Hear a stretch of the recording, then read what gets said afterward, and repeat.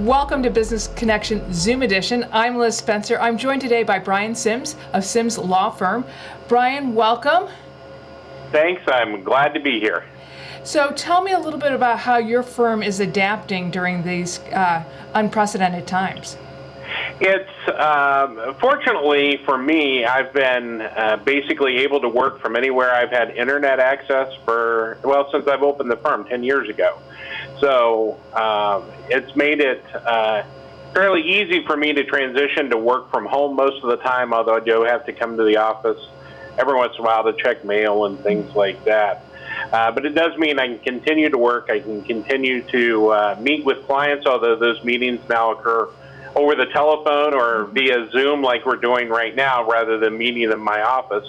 But I do continue to meet, represent, and help clients even during these difficult times. So what can you do to work with your clients even though the courthouses are closed, but you can continue to move the ball forward? Right. So in my practice, I do a variety of things. Part of that is litigation, which, of course, there's a problem with litigation right now because absent some specific emergency situations, the courthouses are essentially closed, and we can't handle those. But that doesn't mean that all the action in those types of cases stops. There are other things that we do outside of court and litigation cases. A lot of that involves what we call discovery, exchanging documents and written questions and things like that.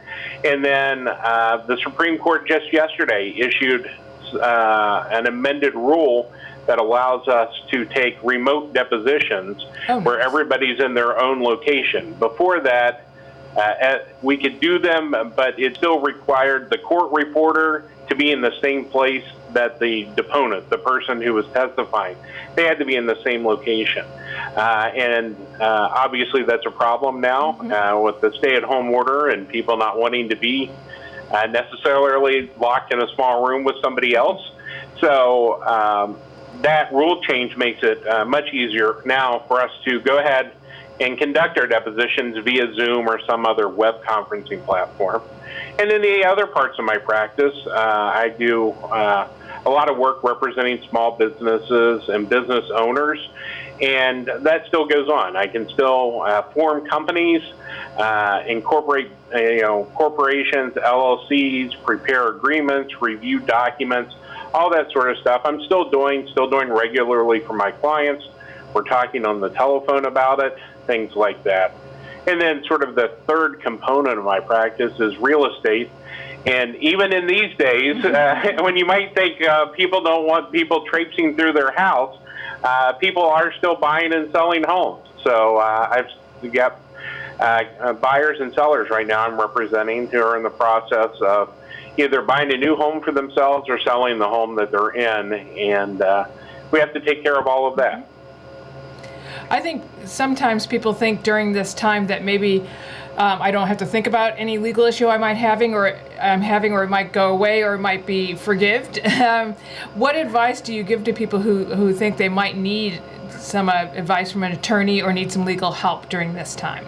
Yeah, my advice is to reach out and talk to an attorney. There are plenty of us who are still working now. I'm sure there are some people who maybe aren't quite as equipped to work from home in the same way that I am, but I know plenty of attorneys who are. And ignoring your legal problems is not going to help them. In fact, the delay often makes them worse. And we see all sorts of issues now. There are people who are being laid off or fired in really unprecedented numbers. Sometimes those come with agreements that need to be reviewed, whether they're severance agreements or something else.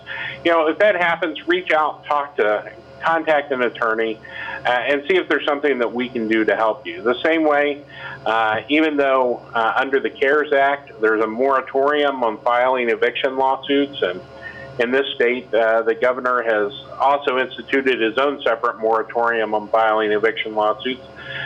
Whether as a landlord or a tenant, you still want to talk through those issues if if there's a problem, if you have a tenant who's not paying rent, or you are a tenant and you're unable to pay rent, what exactly does that mean? What are the options? What's going to happen when those moratoriums go away? All those sort of things play into situations that most people need advice on, and they really don't know the answers themselves. So I encourage you, if you've got a legal problem, go ahead and reach out. We're still working. Our phones are still ringing. I'm still answering phone calls. And like I said, we're still doing a meeting with clients. It's just virtual meetings now instead of in my conference room. Well, I think that's good advice. I think oftentimes we hesitate a little bit to reach out to an attorney. I think we think it's going to take too long or it's going to cost too much money. But I have found in my own life that it usually saves me money to get legal advice sooner rather than later. That's always my advice in any legal situation. So much of what I do, especially on the litigation side, is something that ends up costing people thousands of dollars to resolve, that if they'd hired me up front, we could have avoided it for a few $100s. So it's one of those stitch in time saves nine kind of things. Address it earlier, maybe pay a few dollars up front to address that contract or review it, rather than dealing with the consequences down the road when they become much more expensive. Well, I think it's super nice to meet you, Brian, because I think one of our fears always with an attorney when we call somebody is, we always feel like, oh my gosh, we're in trouble.